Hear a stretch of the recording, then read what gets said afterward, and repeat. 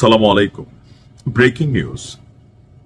16 বছর আগে প্রায় যখন আওয়ামী লীগ সরকার মাত্র সরকার গঠন করল, এর পরপরই পিলখানার সেই ঐতিহাসিক ঘটনা যে একদিনে 24 ঘন্টার মধ্যে আমাদের সশস্ত্র বাহিনীগুলোর প্রধান দুইটা বাহিনী এখানে যে ঘটনা ঘটল, সেই ঐতিহাসিক পিলখানা হত্যাকাণ্ড বা বিডিআর হত্যাকাণ্ড, একদিনে আমরা অনেকগুলা বাংলাদেশের ট্যালেন্ট বলেন, মেধা বলেন, সাহসী বাঘের বাচ্চা বলেন, হারাই ফেললাম।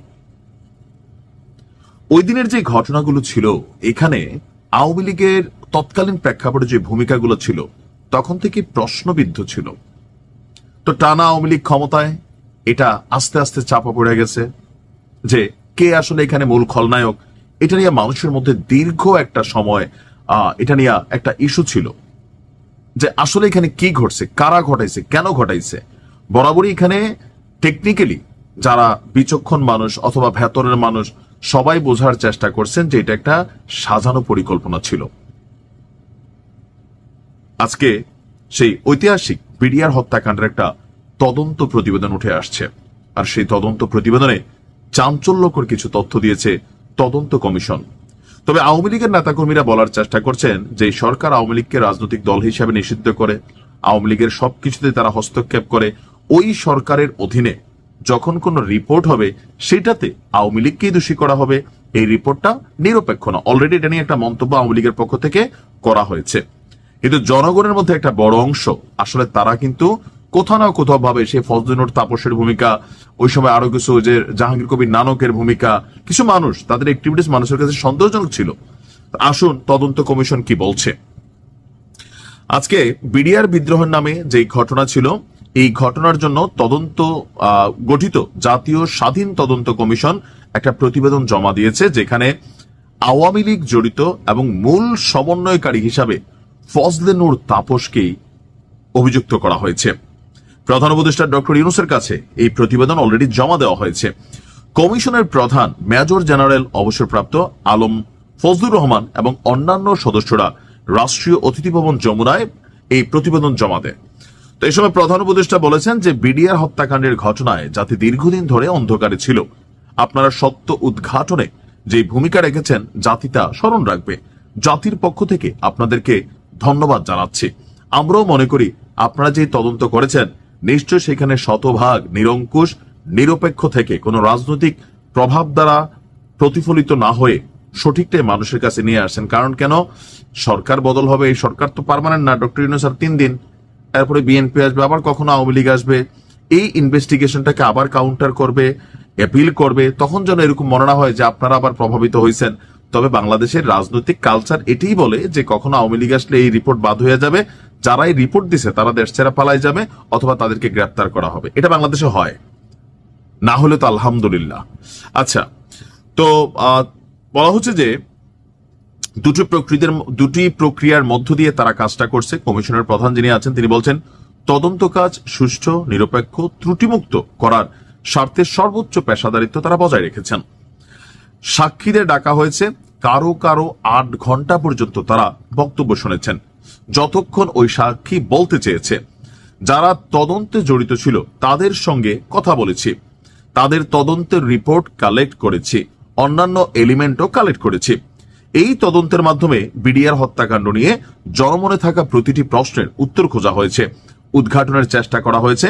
কার কি ভূমিকা ছিল, কেন সেনাবাহিনী সেদিন দাঁড়িয়ে থাকলো, অ্যাকশনে গেল না। বিডিআর হত্যাকাণ্ডে বহিঃশক্তির সরাসরি সম্পৃক্ততা এবং তৎকালীন ক্ষমতাসীন দল আওয়ামী লীগের সরাসরি জড়িত থাকার শক্তিশালী প্রমাণ মিলেছে। এই কথাটা মানুষের কাছে বিশ্বাসযোগ্য। কেন, আমরা দেখলাম যে দীর্ঘ সময় ধরে একটা ঘটনা ঘটলো, সেনাবাহিনী কোনো অ্যাকশনে গেল না। এটা সবারই প্রশ্নবিদ্ধ করছে, তাহলে সেনাবাহিনীকে কারা রুখে রাখছিল? এখন কিন্তু এগুলাই সামনে আসতেছে। বলা হচ্ছে যে সময় ফাইন্ডিংস সম্পর্কেও কমিশনের সদস্য জাহাঙ্গীর কবির তালুকদার বলছেন এই ঘটনায় কিছু বাহ্যিক এবং প্রকৃত কারণ বের করেছে কমিশন। এই হত্যাকাণ্ড পরিকল্পিত এবং এর পেছনে প্রধান সমন্বয়কের ভূমিকা পালন করেছিল তৎকালীন সংসদ সদস্য শেখ ফজলে-নূর তাপস। হত্যাকাণ্ডের ঘটনায় জড়িতদের রক্ষা করতে স্থানীয় আওয়ামী লীগ সরাসরি ভূমিকা রেখেছে। 20-25 জনের একটি মিছিল নিয়ে পিলখানায় ঢুকেছে। বের হওয়ার সময় সেই মিছিলে 2 শতাধিক মানুষ ছিল। পুরোটি ঘটনা সংগঠিত করার ক্ষেত্রে তৎকালীন আওয়ামী লীগের গ্রিন সিগন্যাল ছিল। এই ঘটনার দায় নিরূপণের ক্ষেত্রে মিস্টার তালুকদার বলেন, প্রায় তৎকালীন সরকার প্রধান থেকে শুরু করে তৎকালীন সেনা প্রধানেরও এটা নিয়ে দায় রয়েছে, আর এই ঘটনাকে রাজনৈতিকভাবে সমাধানের সিদ্ধান্ত নেওয়া হয়েছিল। পুলিশ, র্যাব এবং গোয়েন্দা সংস্থাগুলোরও চরম ব্যর্থতা রয়েছে দাবি করেছেন। আর কিছু প্রিন্ট ইলেকট্রনিক মিডিয়া, কয়েকজন সাংবাদিকের ভূমিকাও অপেশাদার ছিল বলেও উল্লেখ করেন। ওই হত্যাকাণ্ডের সময় রাষ্ট্রীয় অতিথি ভবন যমুনায়, মানে তৎকালীন প্রধানমন্ত্রী হিসেবে শেখ হাসিনার যে বাসভবন ছিল, যেসব বিডিআর সদস্যদের সাথে শেখ হাসিনা বৈঠক করেছে তাদের নাম, সঠিক পরিচয়, তথ্য সংরক্ষণ করা হয়নি। ভবিষ্যতে বাহিনীগুলো যাতে এই ধরনের ঘটনা এড়ানো যায় এবং এই ঘটনার ভিকটিমরা যেন ন্যায় বিচার পায় সেজন্য কমিশন প্রতিবেদনে বেশ কিছু সুপারিশ করেছে। এটা জানা দরকার ছিল। এখন এটা মানুষের কাছে অনেক প্রশ্ন, এটা কানাঘুষা ছিল যে এটার পিছনে আওয়ামী লীগের একটা প্রত্যক্ষ মদত ছিল, কারণ 111 সরকার অনেক কিছু করছে, আবার ভারত বাংলাদেশের রাজনীতিতে একটা হস্তক্ষেপ করে। এখন যেমন একটু পাকিস্তান করতেছে, এখন পাকিস্তানটাকে আমরা দেখছি, ভারতের টোকি দেখছি, এগুলো চলে, আমরা বুঝি। তবে আমার মনে হয় দীর্ঘদিন মানুষের মধ্যে যে প্রশ্নগুলো ছিল সঠিক একটা তদন্ত রিপোর্ট হয়েছে, যেন ভবিষ্যতে এটাকে কেউ চ্যালেঞ্জ করলে সেই চ্যালেঞ্জে আবার পার পায়া না যায়। তবে বাংলাদেশ বলে কথা, এখানে ডক্টর ইউনূস ক্ষমতায় বসার পরপরই পানির মতন যেমন ওনার মামলা ঝরে গেছে, গ্রামীণ ব্যাংকের সব ঝরে গেছে, 666 কোটি টাকা মাফ হয়ে গেছে। তো এটা কেমনে হইলো? উইথিন এ মোমেন্ট হয়ে গেল, কারণ তিনি ক্ষমতার সর্বোচ্চ চেয়ারে। তো এই দেশ তো অদ্ভুত এক দেশ, এখানে ভবিষ্যতে আবার আওয়ামী লীগ আসার সম্ভাবনা দেখা দিলে দেখা গেলো যে এই রিপোর্ট বদলাই গেল, যে না এই সরকার চাপ টাপ দিয়া, এরকম কিন্তু বাটে পড়লে সবাই এরকমই বলে।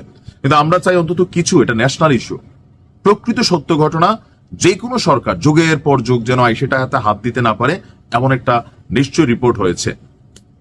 ভালো থাকুন, আসসালামু আলাইকুম।